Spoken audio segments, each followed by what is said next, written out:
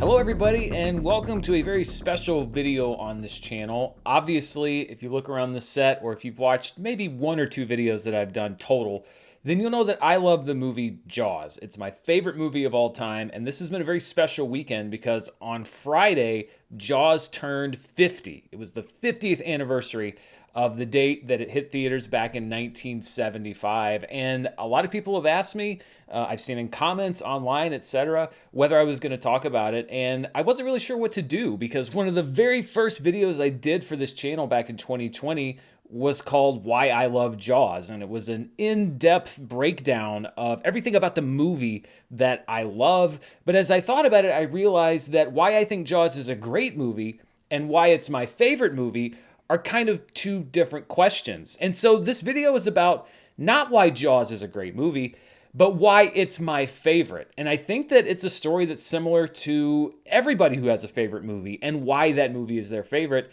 It's not just about the movie, but it's about the memories attached to it and what role it's played in your life. How long have you loved it? So this is a bit indulgent, and I don't think it's going to be the biggest video I've ever made on this channel, but I think it will start to answer that question that people ask me, why Jaws? And so let's go back to a time in my life, and it's difficult for me to remember, before I'd ever even seen Jaws. And the first time I ever remember hearing about Jaws was at a summer day camp type program that I went to while my mom was at work. And there was a friend of mine there who was also big into movies and whose parents let him see a lot of movies that my mom didn't let me see, and that, to be honest, were probably movies that were a little old for the age that we were, which is probably 9 or 10 years old. And he would describe scenes to us, and he would basically give us a blow-by-blow rundown of the entire movie, and it sounded really cool. But I wasn't really old enough to see the movie yet, or at least I didn't think so, but I did have a workaround. And that workaround was my grandmother. I used to go to my grandmother's house every Wednesday, and after she picked me up from school, we would go to Blockbuster Video. If you don't remember Blockbuster Video, it was the place to rent movies in the 1990s before Netflix basically ran them out of business. And my grandmother would sometimes let me push the limits. I don't know if it was a conscious thing or she just wasn't really sure which movies I was renting, but I remember one week I decided that I wanted to watch Jaws. So I rented Jaws, probably at about 10 years old, which is probably a couple years too early to see the movie. And I fell in love with it and also was terrified by it. I still remember the first time I saw Quint getting eaten when he spits up blood at the end. That was by far the most gruesome thing I had seen to that point in my life. I remember the first time Ben Gardner's head popped out of that boat. And the movie left a real mark on me, but I didn't dread it. It wasn't one of those things that I was so scared by that I said, well, I'm never going to watch that again. I wanted to watch it 100 more times because it fascinated me. And what it really did was to help ignite the spark that had already started of my love for movies. I wanted to know how it was made. I wanted to know what that shark was. I wanted to know who those people were. And so it led me down the road of learning about film and reading reviews and how movies are made. It certainly kicked off, along with E.T., my fascination with Steven Spielberg. So Jaws, in many ways, helped to lay the bricks of the road that I would walk down and that I continue to walk down right now. It led me to becoming a lover of film and somebody who wanted to talk about it forever. But it did also, as I mentioned, terrify me. And I remember worrying that like the shark would somehow figure out a way to bust through the bottom of the community swimming pool in the deep end if I jumped off the diving board, or that a shark could somehow figure out a way to swim through the pipes and burst into my bathtub while I was taking a bath. It was that primal fear. And I think that that's one of the reasons that Jaws has been around for 50 years and people are still talking about it, because it does tap into a fear that's primal. But I wanted more. And I soon found out that there wasn't just one Jaws movie, there were 4 Jaws movies. And so I think the next summer I went to go visit my other grandmother for a week and stay at her house. And the small town where she lived had a video rental store.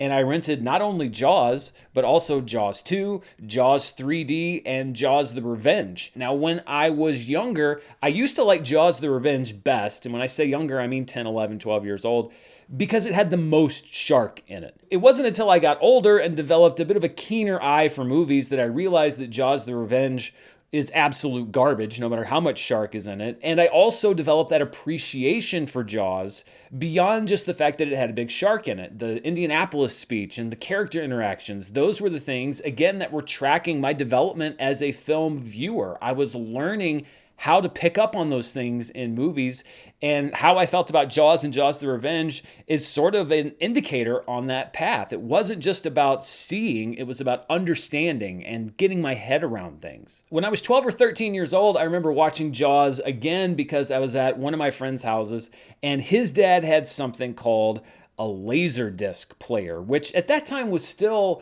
already a little bit out of date. And that was the first time I ever saw Jaws in widescreen. And I started to understand that the movies I watch at home on VHS aren't the full movies. Those weird black bars at the top and the bottom of the screen, which I didn't really know what they were until I started looking into it, weren't blocking some of the picture. You were missing a huge amount of the picture if they weren't there. So Jaws, I think, may have been the first movie that I ever saw in widescreen at home, and began to understand that that's how you watch the movie in the theater. And I remember Roger Ebert specifically cited Jaws when he was talking about widescreen versus pan and scan, which is how they would format a movie to VHS, and how Richard Dreyfuss is entirely cut out of the USS Indianapolis monologue when it's cropped for home video, and that you miss his reaction. He's such a key part of that scene. And this was yet another step down the road for me becoming a true film buff. And around 12, 13 years old, that's when things started to get pretty serious. Sometime around 1997, I made my first trip to Universal Studios Orlando, and I was able to ride Jaws the ride before it was decommissioned. And it was something that I was excited about, but that also scared me because that fear was still there, and the Jaws ride was as close, hopefully, to actually having that happen to you as I'll ever see in my life, even though it is a theme park ride. So there was a little bit of fear, but also a lot of fascination. It was a pretty good ride, at least by my memory, but it also unlocked another recurring nightmare. For many years afterward, I had nightmares that I would fall in the water with the mechanical shark, which in my nightmare would either actually be a mechanical shark or sometimes would transform into an actual shark. So this was just another evolution of the way that Jaws was able to scare me at the same time as it delighted me as a movie fan. I have another great memory associated with Jaws right around that time, which is when I went to visit my uncle during the summer. I spent about a week with him and my aunt and my cousin, and he said, "Do you want to watch a movie?" And I said, "Yes." And he said, "What do you want to watch?" And of course, I said, "Well, I want to watch Jaws." My uncle had seen Jaws, but he hadn't seen it in a very long time. And it's another thing that is just burned into my memory. We were sitting in his den. He was in a recliner, and the recliner was rocked pretty far back. He had the headrest back, and he was almost in a horizontal position. And I remembered the movie well because I probably already watched it that year, but I knew that the Ben Gardner head thing was coming. He must have forgotten when it was coming, because when the head popped out of the boat, my uncle left his chair. He jumped, and his momentum almost took the chair completely over and onto its back. And we laughed so hard about that for about 10 minutes. My Uncle Charlie was a great man, and he was a huge figure in my life. I've talked about him on this channel so many times. You've probably heard me mention him before, because going to the movies was kind of our thing. And every year, right around Christmas or Thanksgiving, we would take a day and do a movie marathon and go see 2 or 3 movies in theaters and talk about them and share memories and share movie quotes back and forth. And we would always talk about Jaws. And we lost him several years ago, way too early. But one of the great memories I still have with him is tied to Jaws, my favorite movie, and it's an example of why it's my favorite movie, because it's not just about what's on screen, it's about the sort of web that it's built throughout my life. 1998 was also the year that the American Film Institute released their 100 Years, 100 Movies list. Jaws was on that list, and I'm pretty sure that I started watching the movie more because in conjunction with that, Jaws started popping up on TV a lot more. It was on Turner Classic Movies a lot, it was on AMC a lot, so I could watch Jaws pretty much anytime that I wanted during the summer, and I absolutely did. And I think that it was probably the next year, around 1999, that I added my most long-lasting piece of Jaws memorabilia, which was a Jaws poster. And not just any Jaws poster, that Jaws poster. I bought that in, like I said, around 1999 off the internet, this site called eBay, which I'd never heard of before. I'm pretty sure it was the first thing that I ever bought online, because now I didn't have to go find somebody selling a Jaws poster. I could just find it online and have it delivered to my house. And I put it up in my room. I have a little bit of a video that I recently found of what my room looked like when I was 15, 16 years old. It was what I called at that time a shrine to movies. And it had all of these found movie posters, pictures that I would clip out of the newspaper, stuff that I would clip out of calendars. And Jaws was added to that shrine, and that picture of Steven Spielberg that I had up on the wall. And this poster has followed me everywhere for the last 25 years or so. If I have been staying in a place for longer than a couple of weeks, I bring that poster with me. I eventually had it framed, not just for the aesthetics of it, but because it was getting damaged. I don't know if you can tell with the lighting and everything, but this right here, it's a rip in the poster because I was putting it up and taking it down so many times, and I realized that if I don't frame this thing, it's eventually just going to get destroyed. But this has always been on my wall, and it will always be on my wall. Not just a Jaws poster, my Jaws poster. And it's kind of a symbol now for me of just how much and how long I've loved this movie.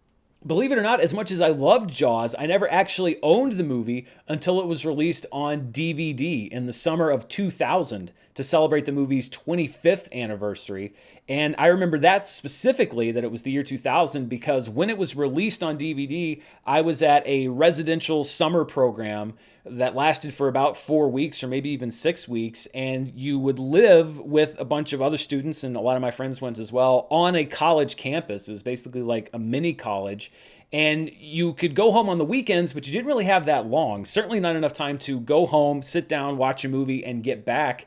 And so I had to wait until the program was over to go home and watch Jaws. And it wasn't just watching Jaws, it had special features.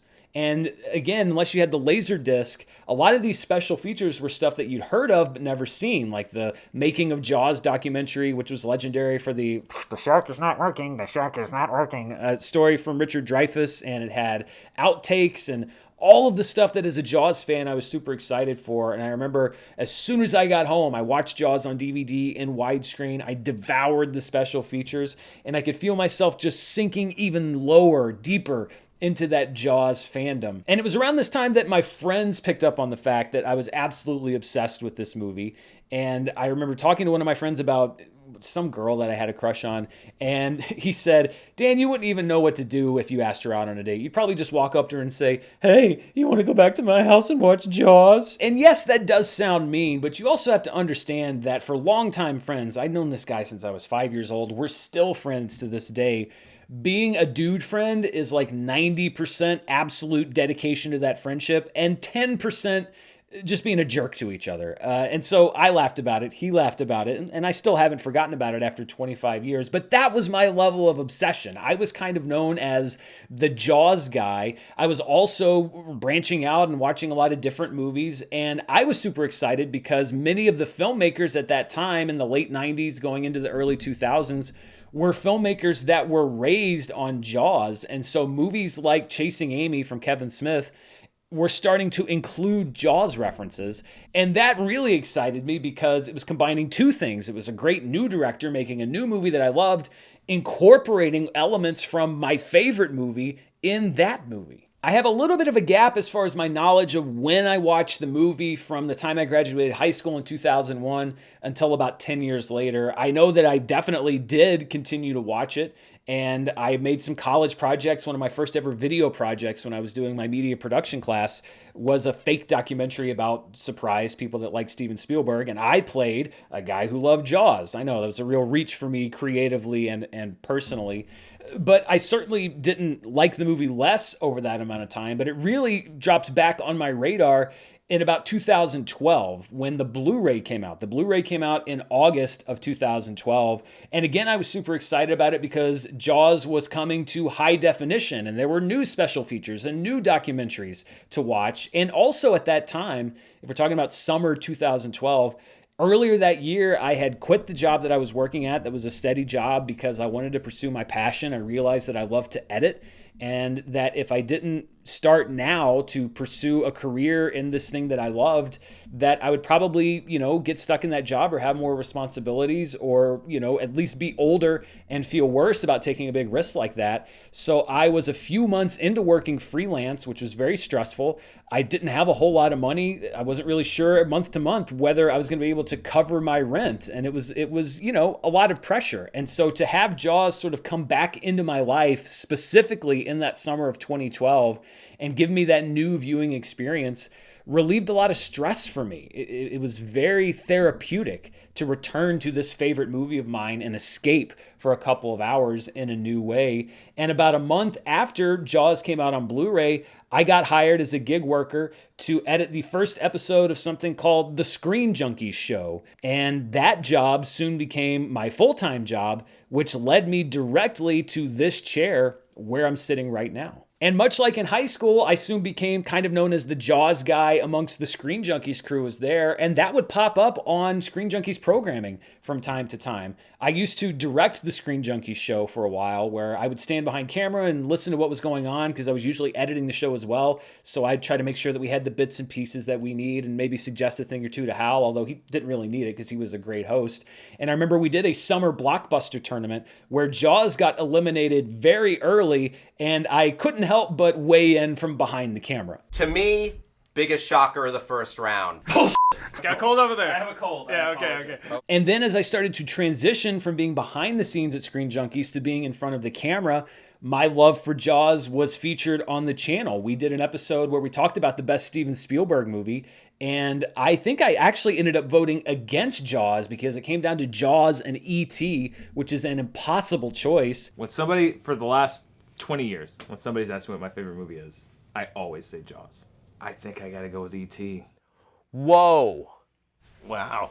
Dan, are you mad at yourself for that choice? I feel like people aren't gonna understand it because Jaws is my favorite movie of all time, but E.T. is Wow. the movie that made me love movies. I'm sorry I put you in that position. 2016 was a big year for me as a Jaws fan. First of all, as a competitor on the movie trivia Schmodown, a few matches in, I got the chance to decide what my entrance music was going to be, what I was going to walk out to before every match. And beginning in my title match against Clark Wolf, I decided to use, you guessed it, the theme from Jaws. Dangerous Dan Murrell!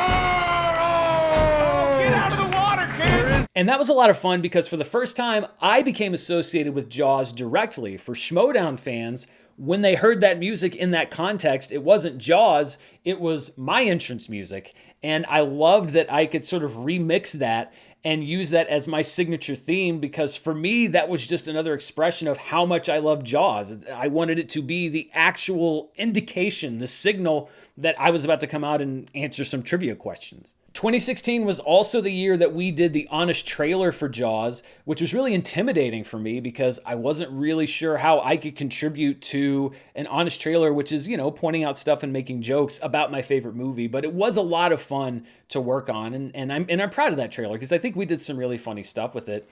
And 2016 was also a big year because in July, I got to see Jaws on a big screen on film for the very first time at the Vista Theater in LA, which was my favorite theater. It was shut down for a while, then got bought by Quentin Tarantino and is now back up and running. And they had this thing called the Secret Movie Club, which was sort of like word of mouth screenings.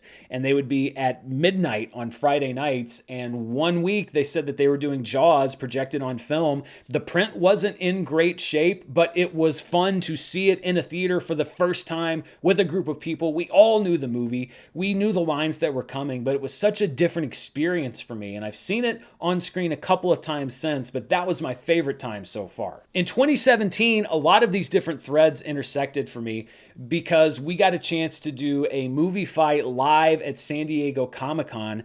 I was one of the fighters. Another one of the fighters was Elijah Wood. And the third fighter was the director whose Jaws references I loved in his movies and whose movies helped shape me as a teenager, Kevin Smith.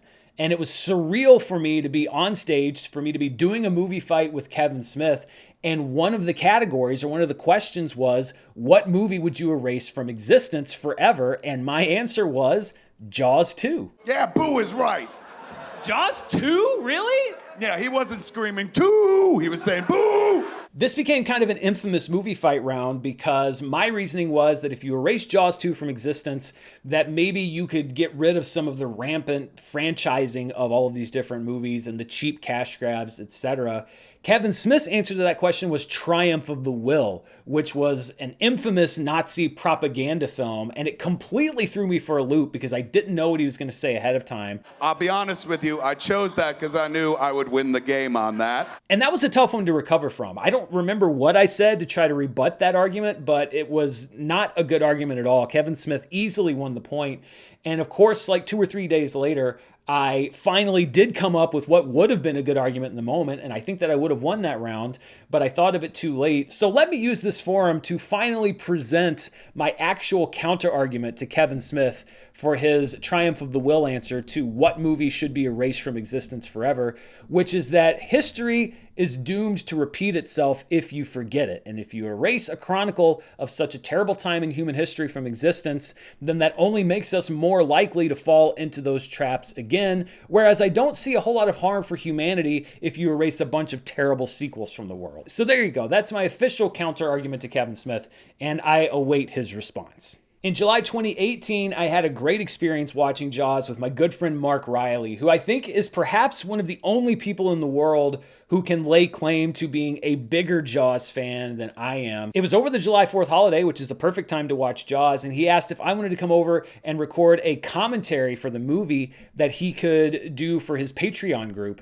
And so I went over, we had some drinks, we watched the movie, and just to sit there on July 4th with one of your really good friends talking about a movie that you love so much, having a great time experiencing it and sharing favorite lines and quotes back and forth, that was so much fun. And it shows what a great movie can do. It can bring people together. You can bond with people over a movie, and then your friendship can then transcend that specific bond. Jaws has helped to draw me closer to so many people over the years because we'll bond over that and then spin something even greater out of it. And Mark and I still text Jaws stuff back and forth to this day. Thanks to Letterboxd, I know exactly when I rewatched the movie over the last 10 years or so. So I know for a fact that I rewatched it again in early 2020, right after I started this channel, about a week after. And I watched it as research for the video that I talked about, Why I Love Jaws, which I think was one of the first 5 or 6 videos that I uploaded to this channel. And that is an exhaustive look at why I think Jaws is a great movie. So that was a lot of fun. Then I watched it again in 2022, and that one wasn't as much fun, at least not initially. 2022 was the year that National Cinema Day was launched, which I think that they still do. And it was basically a thing where any movie that you wanted to go to, it was $5, no matter what kind of screening, no matter what movie it was. And I thought that sounded super exciting because, yeah, let's get people back out to movies. Theaters had just reopened after being closed due to the pandemic. But what a lot of people saw wasn't an opportunity to go and experience cinema again. It was an opportunity to drop their children off at the movie theater and leave them there all day unattended. And so Jaws was re-releasing in theaters. I said, great, let's go see it for $5. And there were a lot of other Jaws fans there, but also in the theater were huge numbers of 12, 13, 14, 15-year-old kids. I don't think they'd even bought tickets for the movie. I think they were just running in and out of every theater and being extremely disrespectful. And I think more so even than just like, oh, you kids are being a little too loud. No, this was absolute disrespect. I think the theater got completely shut down later in the day. And I got so annoyed by it that about 30, 45 minutes into the movie, I just said, let's go. I will not watch this movie under these circumstances. So we left. I went back to a different theater the next day or the day after and saw it again with a much more respectful audience. But that National Cinema Day time, I think, is really one of the only times that I can say I had a negative Jaws watching experience, and it had nothing to do with the movie. But again, my memory of National Cinema Day and that experience is tied to Jaws specifically, and the web just keeps expanding. And the last time that I watched Jaws was on Friday night, on the 50th anniversary of the movie, and I have to say, it was a little bit of a, I mean, you know, not crying, but a bit of an emotional experience for me to be able to sit and watch my favorite movie on the same night to the day 50 years ago that people had seen it for the first time in theaters. I felt like I was linked to those people, even though I wasn't alive when Jaws came out, because we were in some way sharing the same thing half a century later. And the movie remains, to me, one of the best movies ever made, but I've noticed over the last 5 or 10 years that when I watch the movie, I'm not necessarily just reliving the parts of the movie that I love so much. I'm reliving the moments of my life that are tied to that movie. And I think that makes it a much deeper and a much richer experience. And I found that that's what happens as you get older with things that you revisit throughout your life. They become almost like sense memories to people, to events, to times that you'll never forget. And going back and revisiting those books and movies or whatever it is means that you get to, in a way, experience those things again. And especially when it's tied to people that are gone now. Both of my grandmothers have passed away. My Uncle Charlie has passed away. It just keeps a little bit of that relationship with them alive. And that's one of the reasons why I'll always appreciate Jaws and why I will continue to revisit it for as long as I'm around. And I hope that people will continue to watch it for as long as they're around. My nephew right now is 7 years old, and he is desperate to see Jaws. He's always asking me about the movie. How scary is it? Do you think I should watch it? 7 is way too young. There's no discussion to be had. But eventually, I think I'll have to talk to his parents, and we will decide when the proper time to traumatize him is. But he already loves sharks, and one of the first things he ever gave me was a drawing he did of Jaws, which is a much happier ending than the actual movie. And that was a touching moment for me because he doesn't really have love for the movie itself, but he wanted to draw me this picture because he knew that I loved it and that I would appreciate it. And it's hanging up on my fridge, and it'll probably be there till he graduates high school. Maybe after that, I don't know. So this has been a great weekend of celebrating Jaws, and I even enjoyed putting this video together and just writing up all these memories and thinking back and remembering things that I didn't even remember. And I'm so thankful to the people that made Jaws. Every single person, every part of the crew, every actor, every writer and director. It is a fascinating story about how that movie got made. It's almost accidentally great, but it's something I'll always be grateful for, not just to the people that are still here, but also to the people that weren't able to make it to this 50th anniversary. Obviously, Roy Scheider and Robert Shaw, Peter Benchley, who wrote the book, Murray Hamilton, who played a great slimy mayor, Susan Backlinie, who played the first victim, Chrissy Watkins, and really set the movie off on a terrifying note, Lee Fierro, who played Mrs. Kentner, which is such a small but critical role in the movie, David Brown and Richard Zanuck, the movie's producers, who stuck up for Steven Spielberg, even after the movie went way over time and way over budget. Percy Rodriguez, who was the voice of the trailer, and what a key part the trailer played in that movie taking off. It is as if God created the devil and gave him Jaws. Dick Young, who plays the what guy, one of my favorite moments in the movie. Chris Ribello, who's passed away sadly, who played Michael Brody. Craig Kingsbury, a local to Martha's Vineyard, who was so memorable as Ben Gardner. Bill Butler, the director of photography. Verna Fields, the editor of Jaws, so crucial to the movie working. And Sid Sheinberg and Lou Wasserman, who were the heads of Universal, could have pulled the plug at any time, but didn't. All of the people involved in the film, whether they're still here or not, really did contribute to something that I think is very special, and I love the community that's popped up around Jaws. I'm actually completely floored to be included in a group of people that are being interviewed about Jaws' 50th anniversary for a website called The Daily Jaws, which is such a great site. And Ross, who runs the site, is talking about Jaws with people like Simon Pegg, Jack Quaid, Slash, Fatboy Slim, Greg Nicotero. For me to be even included in that group is mind-blowing. So you should check out The Daily Jaws for those interviews. Mine will be running, I think, in the next couple weeks, but I will certainly be watching all of the rest of them. And I will be watching Jaws basically for the rest of my life. So thank you so much for sticking around for this very admittedly self-indulgent journey down memory lane. If you love Jaws, please share your memories down in the comments, how the movie has intertwined with your life, or is there a movie that's like Jaws that you can tell the same kind of stories about? Let me know down in the comments below, and as always, stay tuned right here for the latest in movie news, reviews, box office, and more. Until next time, stay safe, and I'll see you then. Bye.